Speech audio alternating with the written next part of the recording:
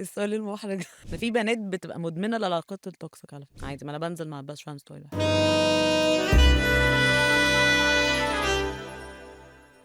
هو الحب ايه غير نظرة من عينيه، غير لمسة من ايديه، غير قلب تخاف عليه؟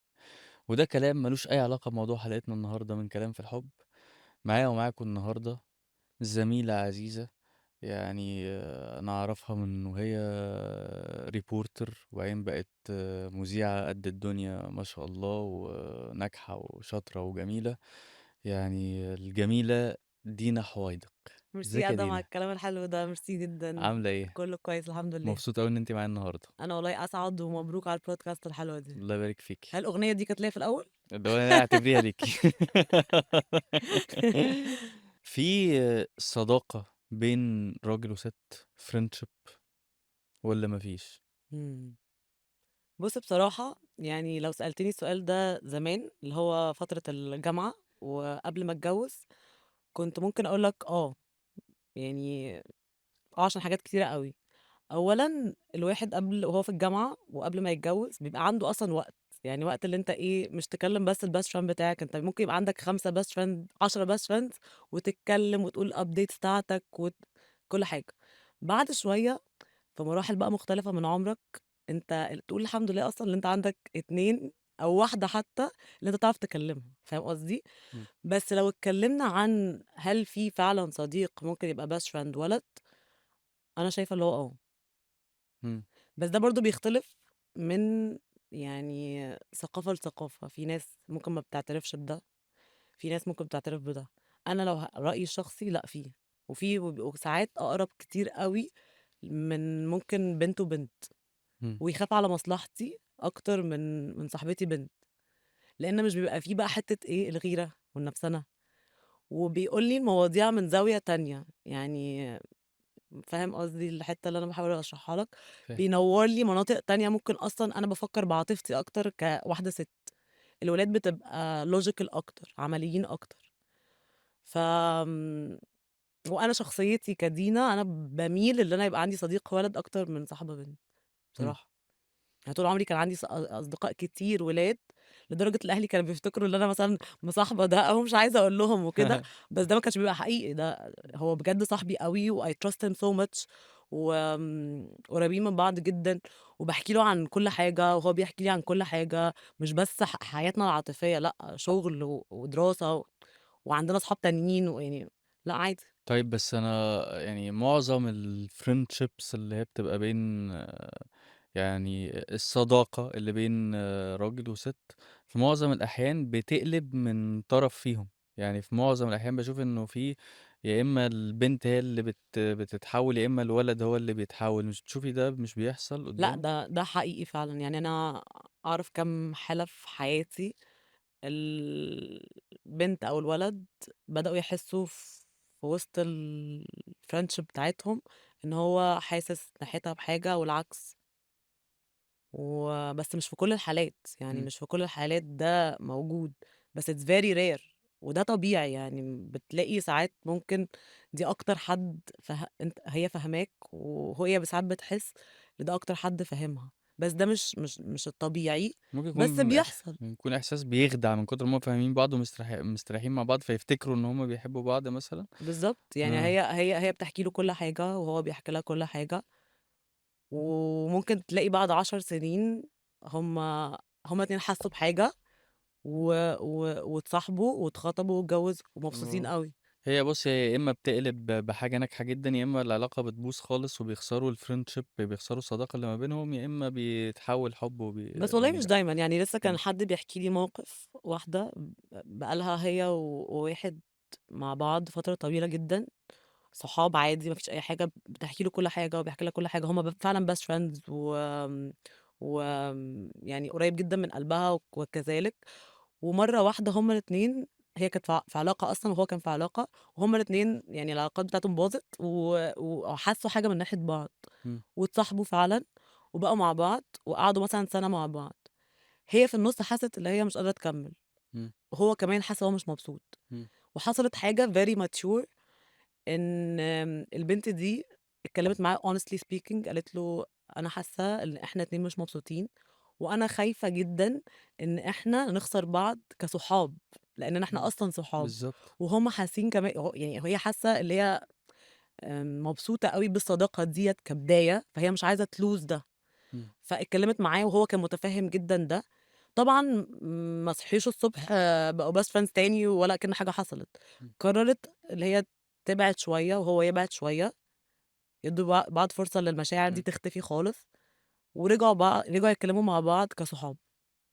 بس و ده أنا شايفة عشان نوصل للسيناريو ده، هو متطلب اللي يبقى الاتنين واعيين أوي، أوي، أوي، وmature أوي، أوي، أوي اللي هُم يتفقوا على النقطة دي، وبرضه ما بتحصلش كتير، يعني دي واحدة من ملايين مثلًا. بمناسبة بقى الbest friends، هل أنتِ تقبلي إن جوزِك يكون ليه best friend بنت والعكس؟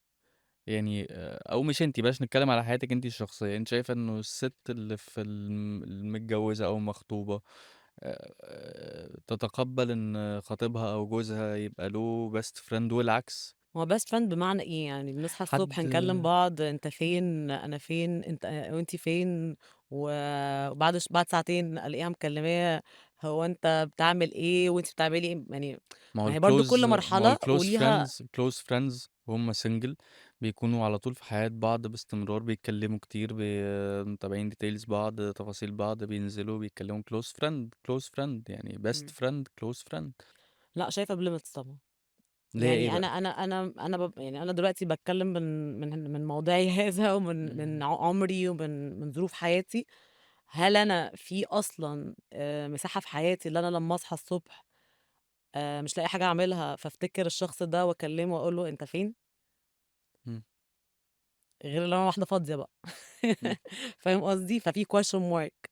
لو الشخص ده بييجي في بالي أول حد باصحى من النوم أسأل عليه وأسيب بقى جوزي وأسيب بيتي وأسيب عيالي وكل الحاجات ده وأصحى أدوّر على الشخص ده هو فين، في مش العصر للدرجة دي اللي يا إحنا. دينا يعني ما هو best مش friend تصحي ديّة تتفرّجي عليه بمعنى إيه؟ ما أنا عشان كده لأ، سألت. ما أنا باقول لِك يعني مش شرط إن أنتِ تصحي من النوم تفكّري فيه، لأ بس بتبقي بتسألي مكالمة عليه. يومية يعني؟ يعني هو مش شرط تكون يومية، بس هو في حياتِك كتير، أو لو هي best friend بالنسبة لجوزِك هي في حياته كتير، ممكن تتحل بإن أنتم مثلًا تبقوا صحاب أنتِ وهي، أو هو تعرّفيه على الclose friend. بس أنا باحس مثلًا إن اللي هو الصديق المقرّب أو الصديقة المقرّبة، لو كان هيبقى في بينهم حاجة، كان بقت من زمان، ما كانش زمانه اتجوّزِك يعني، أو ما كانش إمم. زمانِك اتجوّزتيه، والّا أنا غلطان؟ لأ غلطان. ليه ليه طب ممكن تحصل أي حاجة في ليه؟ أي وقت. لأ خلّينا واقعيين، يعني آه، ما فيش حاجة آه، اسمها آه، مستحيل. آه، يعني أي حاجة ممكن تحصل. يعني إمم، إحنا بني آدمين في الآخر إمم، في الأول والآخر يعني. آه. لأ أنا ممكن يعني لو هنتكلم عن المجتمع المصري، حاسة إن الموضوع ده شوية مش المجتمع مش المصري، ضابط، بنتكلم عليكِ أنتِ، مش ضابط أنتِ يعني يعني. ده رأيِك، ده رأيي مش اللي رأي أنا يبقى في المجتمع حد. المصري. ما أنا برضه مش قادرة يعني قُل لي بالضبط الfrequency بتاعة المكالمات والWhatsApp والinteraction عشان عندها أفهم. مشكلة كبيرة بتفضفض له، آه وعنده لأ، ولو مشكلة مشكلة كبيرة كبيرة بيفضفض بتاخد رأيه لها، وكده، لأ أنا مش واحدة بت معقدة يعني. يعني اللي هو بيتكلموا يعني عارفين details بعض، في حياة يعني في زي الbest friend اللي أنتِ كنتِ بتحكي لي عليه في الأول. لو في الإطار الطبيعي إمم، وهي أصلًا موجودة من الأول ما أنا عرفته، بالضبط من كده. أول ما أنا عرفته وفي الإطار الطبيعي اللي هي عندها مشكلة زي ما أنت بتقول وتكلمه تسأله أعمل إيه وكده، لأ طبعًا ده عادي، ده عادي إمم، خالص. أنا باعمل كده حتى مع صحابي الولاد. يعني ساعات ممكن أبقى عايزة رأي واحد عارفني من زمان، أنا عارفة اللي إمم، هو عايز مصلحتي في حاجة، أكلمه وأستشيره طبعًا، ممكن إمم. أكلمه كمان في أي وقت. طب ممكن ينزل مع الbest friend بتاعته لوحدهم؟ آه عادي. عادي. عادي، ما أنا بانزل مع الbest friends بتوعي لوحدي. إمم. يعني ده تمام أصل ده ثقة في الآخر. ما هو ثقة. أنت خلّي بالك أنت أي relationship في الدنيا هي مبنية على كذا حاجة منهم الثقة. إمم، هو ممكن يعني الثقة دي أصلًا لو مش موجودة، أنا هابقى قاعدة باقطّع في شعري بقى إمم، لمّا يعني جوزي يختفي عني مثلًا ساعتين 3. ما هو ممكن يقول لي مثلًا رايح الشغل ما يروحش الشغل، إمم، صح؟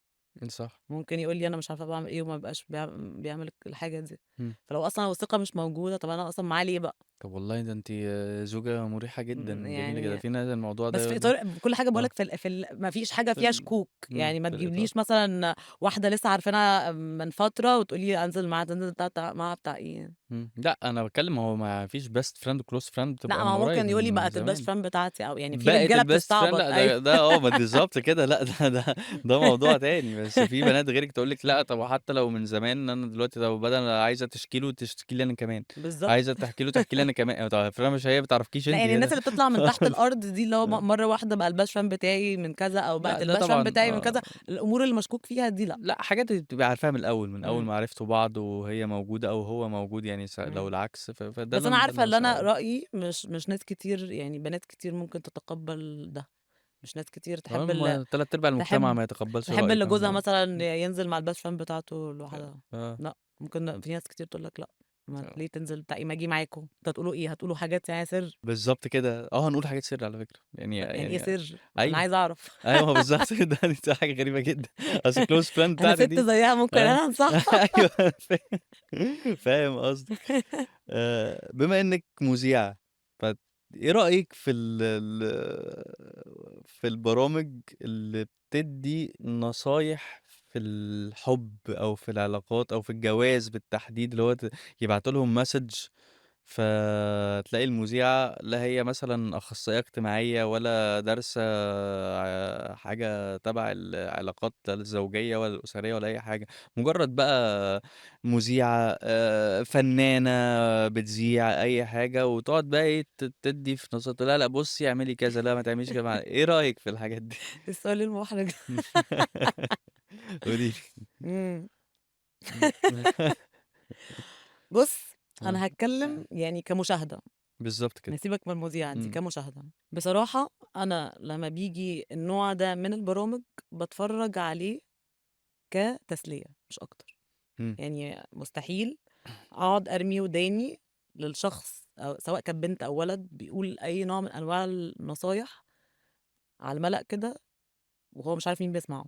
إمم، لإن أولًا النصايح دي اللي أنا أعرفه يعني لمّا يبقى عندي مشكلة، هو كام شخص اللي أنا المفروض ألجأ له أسمع رأيه في مشكلتي، أبويا، أمي، أختي، best friend زي ما أنت كنت بتقول آه، سواء بنت أو ولد، جوزي، إمم، حد يكون عارف مين دينا، إمم، دينا بتحب إيه، دينا إيه عيوبها، دينا دي كذا، كذا، كذا، فأقدر آخُد النصيحة دي بجد، بس اللي أنا أقعد أسمع واحدة مثلًا بتتكلم عن والله لو جوزِك عمل فيكِ كذا أنتِ لازم تردّي كذا، طب يعني هي ما إمم، تعرفنيش، هي ما تعرفش إيه ظروف حياتي، ما أنتِ ممكن النصيحة اللي أنتِ بتقوليها دي تخرب بيت حد، إمم، فاهم قصدي؟ ممكن مثلًا تقوم قايلة مثلًا لمّا جوزِك يزعق لِك زعقي له، طب افرضي الست الغلبانة اللي قاعدة بتتفرج على التلفزيون دي عملت بنصيحتِك عشان هي بتحبِك، بتحب شكلِك، إمم. متابعاكِ، بتحب أسلوبِك whatever سمعت كلامِك وعملت كده، قام جوزها مثلًا متعصب عليها وضربها بالقلم بس ممكن تحصل، أيوه، أنتِ عملتِ مشكلة كبيرة وهي أصلًا إمم، ست يعني غلبانة، إمم، فاهم، أنتِ ما تعرفيش الbackground بتاعتها عاملة إزاي، ما تعرفيش إيه ظروف حياتها، ما تعرفيش، ما تعرفيش، ما تعرفيش، فحاسة الناس اللي بتتلقى ده المفروض تكون أذكى من كده، يعني مش أي حاجة بنسمعها ما هو أنا أصلًا بنصدقها. باستغرب الناس اللي سايبة كل الدنيا وبتبعت message لمذيعة أو مذيع عشان يسألوه عن مشكلته مش على فكرة في ناس ما كتير أنا باستغربهم في جدًا ناس كتير بالنسبة يعني لها الشخص اللي بيطلع في إمم، التلفزيون ده دي إمم، حاجة كبيرة أوي، إمم. يعني ده معظم الشعب المصري بالنسبة له التلفزيون ده يعني مش معترض آه، إن يبقى لِك حد بتحبيه أو بتحبي تتفرّجي عليه أو كده، لكن إيه اللي يخلّي واحدة تبعت لمذيعة تقول لها أنا جوزي عمل كذا، كذا، كذا وأنا مش عارفة أعمل إيه يعني ما هي متابعاها آه، وبتحبها وشايفة إن هي ست فاهمة في ده وده وده وده، فهي إمم، بالنسبة لها ده مصدر موثوق منه، عشان كده باحس دي مسؤولية كبيرة أوي من أي حد بينصح أي حد على المَلأ، اللي إمم. هو يخلّي باله من كلامه، لإن في ناس بجد بتاخد الكلام ده وبتنفذه بالضبط. أنا فلازم نبقى حذرين جدًا من اللي إحنا بنقوله للشخص ده، عشان كده كنت باحب أوي البرنامج بتاع أسامة منير زمان، آه، والله باحبه جدًا في آه، الstyle بتاعه، إن هو يعني إحنا كده، كده متربيين عليه وصوته معروف وكل حاجة، بس كان بيسأل كام سؤال في الأول للشخص اللي بيكلمه، إمم، أنتِ متجوزة والّا لأ؟ أنتِ سنِّك كام؟ بتشتغلي والّا لأ؟ بيحاول يعرف الprofile بتاعك على قد ما يقدر عشان يقدر ينصحك في إطار برضه يعني المضبوط، إمم، فاهم قصدي؟ إمم. بس مش أي نصيحة تنفع أي حد، مش أي حاجة بتتقال تنفعني وتنفع غيري وتنفع غيري وتنفع غيري. هو حتى أصلًا أنا حتى شايف إنه مش الcircle ومش الأهل، أنا شايف إنه دلوقتي مع التطوّر العلمي واللي حاصل، بقى في ناس متخصصة في الحاجات دي، في ناس متخصصة في العلاقات الزوجية، في ناس متخصصة في العلاقات الأسرية، في ناس شكرًا، متخصصة في بالضبط. تربية الأولاد، فأنا ليه بالجأ لمذيع أو مذيعة أو بتاع عشان يقول لي رأي نابع من تجربته هو الشخصية أو من فهمه هو الخاص اللي هو مش مبني على أي أسس علمية، فممكن يؤدي لكوارث زي ما أنتِ بتقولي كده، ممكن يؤدي لخراب بيوت يعني. بيوت، لأ، اللي أنت بتقوله بالضبط. صح جدًا، إمم، وعلى فكرة كل ما التوعية بتزيد وكل ما الناس بتعرف إن لو أنا عندي مشكلة ممكن فعلًا ألجأ لحد متخصص يحل لي المشكلة، لو أنا عندي مشكلة نفسية أو عندي مشكلة عاطفية whatever، أنا فعلًا الشخص المضبوط اللي المفروض أتكلم معاه هو الحد اللي دارس ده، إمم. أو وفي ناس على فكرة بتتكسف تحكي، يعني في ناس بتتكسف جدًا تحكي مشكلتها، فممكن يلجأوا إمم. للطريقة اللي هو يسيبوا ودانهم لحد مش عارفينه. أو يبعت للمذيع ويكتب ميم صاد، ميم صاد عندي مشكلة كذا، كذا، دي كذا. كانت بتيجي أيوه صح. الحاجات دي لسه موجودة؟ والله لأ بجد لسه لسه موجودة؟ موجودة اتباعت مش باخد بالي على البرامج لحد دلوقتي مش عايزين نذكر البرامج عشان يعني زمايلنا تصدق مش باخد بالي ما خالص من يزعلوش، موضوع والله الواحد الشريط يبقى اللي هو كان بييجي. قاعد بيسمع حاجات يعني يبقى هيطقم من اللي بس والله بيسمعه. مرّة آه زمان والله، قررت أبعت حاجة ما جاتش. بجد والله، والله، لا والله. والله أنا فاكرة أنا يا فاكرة راضي عايزة أعرف هي دي حقيقي والّا لأ، عارف الحاجات كتبتِ دي. دالحة، دينا هاينز كده. أي حاجة اللي هو عايزة أعرف هو ده اللي أنا كاتباه ده بس كنت صغيرة أوي تصدق؟ آه. طب والله حلو. طيب سؤال بقى عميق شوية يا دينا. أكتر من كده إيه؟ لأ إحنا كده يعني ده إحنا عمّالين بنهزر. بنبقى يعني إمم. أسئلة عميقة جدًا. إيه اللي يخلّي سِت تستحمل علاقة toxic أو سامة أو مش مستريحة فيها لسنين كتير أوي، أوي، أوي، أوي، أوي، و وبعض العلاقات من دي كمان بتوصّل إن الست ممكن تتعب نفسيًا لدرجة إنها تخش في اكتئاب وتاخد أدوية وييجي لها stress وتبقى في depression وكده، فليه الستات بيعملوا في نفسهم كده؟ لأ حاجات كتيرة أوي. إمم. يعني ستات برضه متجوّزة والّا ستات مش لأ متجوّزة؟ متجوزة باقول لِك متجوزة لأ وبيفضلوا طب ما في سنين على فكرة كتير. في ستات بتبقى مش متجوّزة وبتبقى في علاقات toxic. ماشي بس دول أمرهم سهل، يعني هي لو مش متجوزة هُم لسه على البر، لكن أنا باكلمِك بقى على اللي اتجوزوا وخلّفوا وقعدوا 20 سنة وقعدوا يعني سنين كتير ده بغض في النظر بنات عن بتبقى مدمنة للعلاقات الtoxic على فكرة. ده بقى بيبقى هُم آه، اللي toxic بالضبط، يعني في ناس ما بتقعش غير في إمم، الناس الtoxic إمم، وتقول لك هُم اللي فيهم مشكلة، لأ أنتِ اللي فيكِ المشكلة. فاهم قصدك، تقول لك هُم اللي بييجوا لي لغاية عندي. إمم، لأ هاقول لك، في إمم، كذا حاجة، في كذا factor وكل ما باكبر باحس الحياة مش سهلة زي ما أنا كنت فاكرة. يعني في حاجات كتيرة أوي ممكن تخلّي حد يستحمل العلاقة دي عشان حاجات كتير. أولًا الأولاد، إمم، لو البنت دي أو الست دي مخلّفة، إمم، ستات كتير أوي بتخاف من الانفصال عشان الأولاد، إمم، لإن في الآخر كُلّه بيفكّر طالما في أب وأم حتى لو ما بينهم خناقات كبيرة أوي موجودة في البيت، بس موجود باباهم، إمم، يعني هُم عايشين في جو أسري، مع إن ده غلط.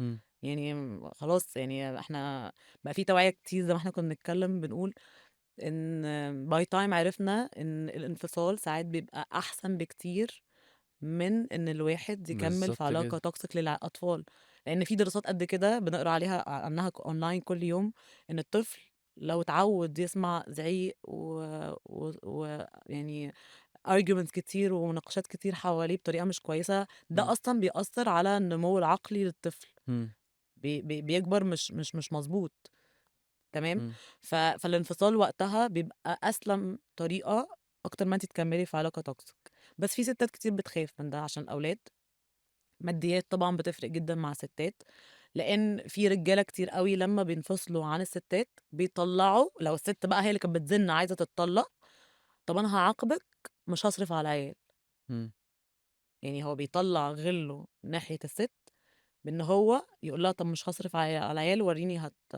هتعملي إيه من إمم، غيري. إمم، فالست بتحس اللي هي أنا مش هاعمل كده في عيالي، فمش هاتطلّق. فاهم قصدي؟ بيمسكها يعني من إيديها اللي بتوجعها زي ما بنقول يعني. لو هي مش قادرة إن هي تصرف عليهم، ما عندهاش backup، ما عندهاش حد يساعدها، ما عندهاش شغل، ما عندهاش، وده بيحصل كتير حوالينا على فكرة. إمم. آمم، إن الست ما يكونش عندها ثقة بنفسها، وبرضه في يعني ناس كتير قابلتهم في حياتي حاسين اللي هم they can't do better without him. مش هتقدر تعمل أي حاجة، ما فيش ممكن ما تبقاش حاسة إن هي حلوة لحد تاني يبُص لي، أو هيبقى ليّا نصيب في جوازة تانية. إمم. فخلاص بقى أرضى بقليلي وخلاص، وأديها عايشة وقاعدين وخلاص، واللي نعرفه أحسن من اللي ما نعرفوش وكده. هي كذا حاجة، هي كل case وليها السيناريو بتاعها، يعني ما نقدرش نgeneralize حاجة زي دي. إمم. بس الأسباب اللي أنا باقولها دي حاسة دي من أكتر الأسباب. الأولاد، الست بتبقى حاسة اللي هو إحنا أحسن في عيلة، وظِل عارف اللي هو بيقول لك إيه، ظِل ظِل راجل راجل والّا ورا ظِل ظِل حيطة؟ حيطة. بجد. إمم. أنا باتكلم برضه على اللي أنا باسمعه وباشوفه حواليّا، فاهم؟ إمم. دي شُفتِ حاجة. حواليكِ قبل كده واحدة وصلت إن هي مثلًا بقت تتعالج نفسيًا، تاخد أدوية، يحصل عندها أي حاجة depression أي حاجة كده؟ يعني أكيد لمّا الست بتفضل بتعاني من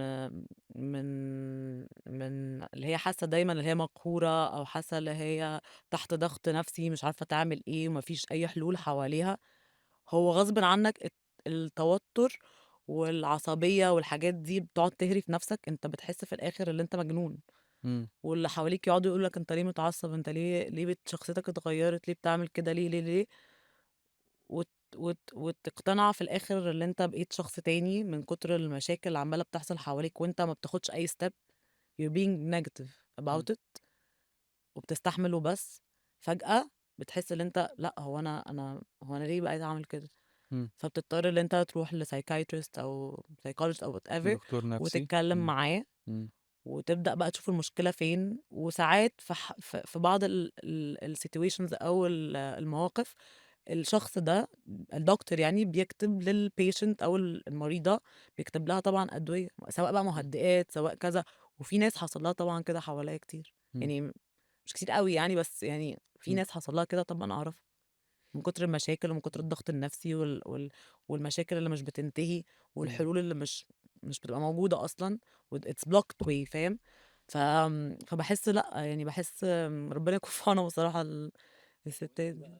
في نوعيتين، يعني في نوعين باشوفهم من البنات والستات، وباشوفهم حواليّا يعني، بس ما باتكلّمش في الحاجات دي مع أصحابي، لإن الكلام في حاجات زي كده ممكن يخرب بيوت، فإحنا هنتكلّم بشكل عام. في يعني سِت بتبقى بتعرف تبقى مُدبِّرة، وبتعرف تبقى بتplan للحياة الاقتصادية ليها هي وجوزها، وبتعرف تخلّيه يتطوّر ويطوّر من حياتهم ومن مستواهم، من غير ما يبقى عامل زي التور في ساقية، مديون إمم. هنا وواخد قرض من هنا وعامل جمعية هنا وفاتح فيزا هنا وعامل value هنا وطلعان 3 عين اللي خلّفوه، عشان هي مُصِرّة إنه الولاد يبقوا في مدرسة معيّنة وإنه يبقوا في نادي معيّن وهي تبقى عايشة في حتّة معيّنة وتسافر لحتّة معيّنة. أنتِ عارفة الدنيا كلّها بتبقى مفتوحة على بعض في الإنستجرام والفيسبوك والحاجات دي، فتلاقي كل الناس عايزة تعمل نفس الحاجات أيًا كان إيه التمن؟ إيه التمن. ف وفي سِت تانية تقول لِك لأ، أنا ناخد خطوة، خطوة، يعني اللي نقدر عليه نعمله دلوقتي وبعد كده كذا، وبعد كده كذا، وبعد كده كذا، اللي هو بتبقى مرتبة شوية. فأنتِ شايفة إنه الراجل ممكن يتعب ويتسحل ويخش في ديون وأقساط وبتاع وحاجات كده، عشان مقابل التعب ده هو بيحقق level معين، فده equal ده، والّا إنه أنتم تمشوا واحدة، واحدة وتطلعوا واحدة، واحدة؟ إمم. لأ طبعًا أنا مع اللي إحنا نمشي واحدة، واحدة، بس برضه هو مش واحدة، واحدة أوي يعني. لأ لأ مش لا أنا هاكلم جوزي بقى دلوقتي حالًا وأثبت لك إن أنا واحدة. أنت كده بقى يعني تلعب في مصداقيتي. لا، لا، لأ. لأ مش قصة كده، يعني قصدي أنت إمم. من الأول خالص، إمم. أنت لمّا بتيجي تتجوّز واحدة، أنت أصلًا دي من ضمن الحاجات اللي أنت لازم تبُص لها اهم. عشان تبقى فاهم. يعني إمم. أنا خلّي بالك أنت لو كنت بنعمل interview ده من 10 سنين فاتوا، إجابتي كذا حاجة هتبقى مختلفة، إمم، لإن طبعًا أنت كل ما بتكبر إمم، بتشوف أكتر، والحاجات اللي كنت بتقول أنت مش تعملها، لقيت نفسك بتعملها، فاهم قصدي؟ يعني إمم، غصبٍ عنك، وفي حاجات العكس، إمم، اللي هو أنا عايزة أعمل ده بقيت لا، ده أصلًا مش مهم، يعني كل شوية إمم، إمم، الواحد بيختلف، شخصيته بتختلف إمم. لمّا بتكبر وبتعيش وبتشوف الحياة فعلًا حقيقتها عاملة إزاي، لإن وإحنا صغيرين في الجامعة وكده بتبقى شايف الحياة بمبي. وأنا عايزة ده دلوقتي، يبقى عايزة ده دلوقتي، بتكتشف لأ، الحياة مش كده، إمم. الحياة عشان تاخد حاجة لازم تتعب، الحياة عشان تاخد يعني أنتِ حاجة مش بيغريكِ ممكن مثلًا إن أنتِ أتنازل عن حاجة. مش بيغريكِ مثلًا أنتِ ما أنا شايفة جاية لك، مثلًا جاية لك بس آه، اصبر ماشي عليَّ طيب، بس، أنا اتفضلي. بامهد لك بس يالّا، بامهد للسؤال، يالّا. مش عايز تدّيني فرصتي أنا لأ كمذيعة بقى. اتفضلي، اتفضلي معاكِ المايك. يعني فاهم قصدي؟ آه، العُمر برضه والخبرة بتفرق في الحاجة زي دي. إمم، فلو أنا دلوقتي كمان موضوعي برضه هذا آه. بارُد على السؤال ده، الغلط بيبقى على الولد، لو أصل أنا حاسة من سؤالك إن العبء على الولد دلوقتي صح؟ وهو اللي بيشتكي من ده، لأ، بس عشان أنا باحس إن الست هي اللي بتبقى دايمًا بت بتpush اللي هو أنا بتpush عايزة أو ده. دايمًا بتقول لِك عارفة الست هي اللي بتبقى بتدبّر الميزانية، إمم، يعني الست دايمًا الستات في ستات أذكيا بيبقوا بيعرفوا يدبّروا زيي حياتهم كده، زي كده يعرفوا يقولوا تقول لجوزها والله ما تستثمر في ده، والله زيي وتحط فلوسك في ده، بتتكلم عني. وتشيل ده، وكده، وفي ستات تانية بتبقى شايفة إنه ولاد صاحبتها في المدرسة الفلانية، فأنا عايزة أحُط ولادي بروح بقى أنت استلف، اتداين، اتشقلب، اعمل، عايزة شايفين بيروحوا يصيفوا في الحتة الفلانية، فإحنا عايزين نجيب شاليه هنا أيًا بُص لأ، كان هو ده بيوصل عامةً ممكن آه، نقول إمم، يعني ناس كتير جدًا بتعمل كده. ما هو ده اللي بس ده باقوله لِك، غلط، أنا آه، من وجهة نظري ده غلط وأنا مش باعمله، لو أنت عايز إمم، تعرف أنا باعمل إيه، لأ ده مش باعمله. وعايز أعرف رأيِك في ما أنا هاقول آه، لك، أنا بالنسبة لي ده غلط، totally إمم، غلط، إمم، بس الولد لو هو بيشتكي من ده وما شافوش ما شافوه إيه، ما اسمها إيه؟ شافوش، أيوه ما إمم، شافوش في الأول اللي هو it's coming أو البنت دي عاملة كده، إمم، فالعيب عليه، لإن الحاجات دي بتبان من الأول، إمم، يعني بتبان من الأول البنت دي هتستحملك والّا لأ، مقدّرة ظروفك والّا لأ، وما تقوليش في فترة الصحوبية أو فترة الخطوبة بيبقى في كده يعني إيه signs إمم. لو أنت ما قريتهاش تبقى أنت بقى لأ، أنا على فكرة ممكن ما تكونش مادية على فكرة أو كده، هي ممكن تكون بس إيه، ما هو على فكرة فاكرة ده بيبقى في هي جزء ممكن كبير جدًا منه عدم رضا على فكرة. يعني لأ، ممكن تكون فاكرة إن هي كده ذكية، يعني ممكن تكون فاكرة إن هي كده بت بتحسِّن عيشتهم، يعني ممكن ت ت ت بت بت باللغة العامية كده بتشرّبها له من ناحية هو أنت يا حبيبي بتتداين وعليك أقساط وعليك كذا وعليك كذا، بس في المقابل ده ولادك عايشين عيشة أحسن، إحنا عايشين في مكان أحسن، بنصيّف في كذا، هم في مدرسة كذا، فده قصاد ده يا حبيبي، إمم. فيحس إن هو الساقية اللي هو فيها دي طب والله لأ، ده أنا هالِف طب خلاص فيها طالما هو مبسوط وعايز إيه بقى، يعني لو هو راضي والدنيا بالنسبة له تمام أنا وشاري باحس الكلام بيتضحك عليه. وشاري الكلام اللي هو وما عندوش أي مشكلة خلاص good luck.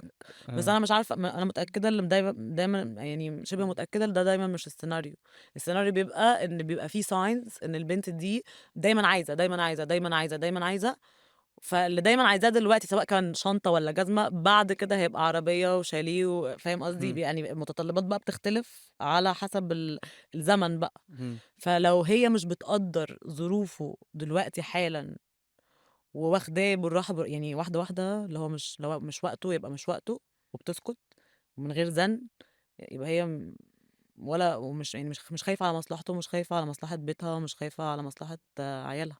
يعني ده إمم، كلام إمم. يعني ما يرضيش حد. من إجابتِك اللي في الأول كده استشفيت إن أنتِ سِت بتبلان وبتخطط مع جوزها يعني أنا مستحيل جوزي يقول لي مثلًا إحنا مش قادرين نعمل ده دلوقتي وأقعد أزن لغاية ما يعمله، أنا أصلًا من جوايا هابقى متضايقة، اللي أنا خلّيته يعمل حاجة زي دي، ده أنا بالعكس أصلًا ده هو ساعات بيقول لي نعمل ده واقعد أقول له لأ بلاش عشان كذا، كذا، كذا، كذا، كذا، إمم، فاهم قصدي؟ إمم، وهو لا يقنعني لا أنا أقنعه، يعني إمم، نقعد نتكلم، بس اللي أنا أقعد أزن عليه لغاية ما أسوّحه، آه، يبقى أنا كده يعني أو لو عملتها مرّة وهو اتسوّح ولسه بيصدّقني يبقى هو اللي مغفّل. أيوه. والله والصراحة لو أنا لقيت واحد مغفّل يعني يعني إيه، يعني أكيد ده خلاص بقى، ده أنا هاقعد بقى أنصحه كل مرّة، ما أنا خلاص بيتعمل لي اللي أنا عايزاه وهو بيوافق كل مرّة آه. وبيعرف يحل المشكلة كل إمم. مرّة. بس أنتِ عارفة أنا باشوف حاجة كده، يعني في الناس أنا بابقى على فكرة مقدّر إنه ناس ممكن تبقى عايزة تتعب عشان حياتهم مستواهم الاجتماعي يبقى أحسن، وحياتهم يبقى أحسن، بس أنا عندي حاجة مش عايز أبقى كئيب ومتشائم وكده، بس ما حدش بيعمل حساب إن ما حدش ضامن عمره. فالستات اللي من النوعية دي، هو أنتِ هتستفيدي إيه لو لا قدّر الله ألف بعد الشر يعني جوزِك ربنا افتكره في أي لحظة وساب لِك ديون وأقساط وكده وحاجات كده، هل ده هتبقى حاجة مُريحة بالنسبة لِك؟ ما أنتِ يعني ما باحس إن دي حاجة ما حدش يفكّر فيها بقى، أنت يعني تعرف ناس إمم، بيحصل لهم كده؟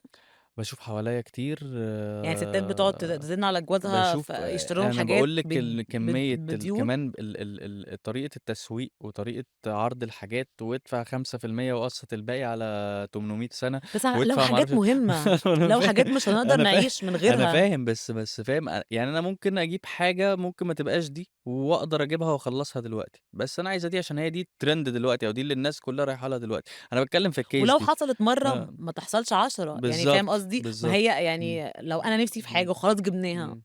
خلاص بقى مش كل بقى شهر ما أقول ما أنا نِفْسي في ده، نِفْسي في ده، نِفْسي أنا في ده. بالضبط، ممكن تحصل في حاجة ضرورية مرّة، في حاجة أيوه، بس مش concept إن كل حاجة بس أنت يالّا. بتقابل ناس بقى بجد. أنا تلات أرباع يعني الناس اللي باشوفهم في حياتي من برّه هالّا هالّا ومن جوّه يعلم الله، تلاقيه راكب عربية ما أعرفش إيه ولابس قميص عليه إيه وما أعرفش إيه، وهو أصلًا في ناس بتحب تدلّع عايش في نَفْسها. لأ، أنا مش قصدي إن أنا مش باتكلم عن أدلّع نفسي لمّا بابقى قادر، لكن في النهاية بتلاقيه لو دخلتِ بقى قرّبتِ منه هتلاقيه البيت اللي هو فيه في compound الفلاني هو أصلًا مش ملك هو إيجار جديد، إمم. تلاقي العربية طلعان عينه في أقساطها. تلاقي الشاليه هو واخد قرض وجايبه بيسدد في البنك، وداخل جمعية هنا، وحاطط فلوسه مع حد بيشغّلها له في ما أعرفش إيه هنا، ويقعد يلبّس طاقية ده لده، يخش مصلحة من هنا ياخد فلوسها يحطها هنا بس أنا لو ده بس لو طيب بس لو الsituation كده آه، والدنيا ماشية من غير ضغط نفسي، لو هو كل واحد ينام على الجنب اللي ما أنا باقول يريّحه، لك لو الدنيا ماشية وما آه، فيش مشاكل، ما فيش مشكلة، في ناس آه، بالنسبة لها الimage إمم، بتجيب مصالح أكتر. فاهم قصدي؟ اللي أنت تبقى راكب عربية كويسة، مظهرك كويس، ده بيفتح لك فرص في الشغل مثلًا أو whatever، أنت محتاج الimage. ما أنا طيب، باقول لِك ما أنا بتجيب لك أكتر، بس إحنا بنتكلم دلوقتي على حاجة تانية، اللي هي الست دايمًا مخلية جوزها في صراع ومش لاحق أيوه، ما هو يلِم. على فكرة أيوه بس ده أنت ما أنا بس. باشوف إن الست ليها عامل إن هي تقدر مع جوزها في البيت تقول له لأ، أنت تقدر تعمل كذا، ما تقدرش تعمل كذا، الست برضه يعني عمود مهم إمم. في البيت والرجالة يعني بتستجيب بسرعة والّا في يعني؟ على فكرة والله العظيم في رجالة بتكسل تبلان لو لقت كمان إن الست بتبلان وبتعمل ومرضية، ما هو في النهاية مش عايز يخش ينام من غير صداع، فاهمة ها. حاجة؟ لأ، بس يعني هل يالّا هُم بيستجيبوا بالسرعة دي ويعمل كده؟ أنا ما يعني الموضوع بقى ما يعني حاسة الموضوع ده شوية في نوعية رجالة بتستجيب، أنا من طب ما نوعية تعرّفنا، ما تجيب معانا مرّة في حلقة لأ ما كده واحد من أقدرش النوعية لأ دي. أنا نشوف من بيقنعوهم نوعية إزاي. إن أنا لو لقيت اللي معايا ماشية صح والدنيا ماشية صح تمام، لو لقيت الدنيا بتبهوأ لأ هاعمل stop طب شُفت بقى، شُفت أنت فهاعمل قُلت إيه، stop طب أنت على فكرة قُلت اللي أنا كنت باقوله في آه، الأول، إمم، اللي هو في signs بتبيّن في الأول، أصل ما إمم. تقوليش اللي هي في يوم وليلة بقت شخصيتها عاملة كده، بعد فوات الأوان بقى لمّا بعد يبقى فوات الأوان. عليه شيكات بقى بدون رصيد بس برضه الرجالة اللي بتسيب نَفْسها أوي لغاية ما تبقى آه، مديونة خالص ومش عارفة آه. تعمل إيه، دي ما أنا مش عارفة، مش باحس يعني. بيحصل والله باشوفه والله قدّامي أنا عايزة والله يعني أقابل شخص من أصدقائك لأ هو مش أصدقائي عشان ما أصدقائي ما تزعلوش يعني باشوف في الحياة يعني، إمم. فبس. بس والله دينا قعدتِك حلوة ما بجد. يتشبعش منها، حاسس إن إحنا ممكن نقعد نرغي 3 ساعات والله لأ عامةً الtopics لذيذة، أنا يعني بجد استمتعت جدًا اتبسطتِ، والله حاسة يعني بندردش يعني. ما هو بالضبط آه. كده، والله يعني الوقت جري بسرعة، وأعتقد إن دي من أطول بجد والله الحلقات عملنا عشان الوقت عملنا جري، والوقت عملنا جري عملنا duration حلو أوي. بس فشرّفتيني ونوّرتيني واتبسطت أوي إن أنتِ كنتِ معايا النهارده. ميرسي يا أدهم، والله الconcept بتاع الpodcast حلو أوي عاجبني لذيذ كده وخفيف، وكنت وحشني جدًا واتبسطت معاك والله جدًا. وأنتِ أكتر. ميرسي جدًا. ميرسي يا دينا. خلصت حلقتنا النهارده من كلام في الحب، استنونا في الحلقة اللي جاية. باي باي.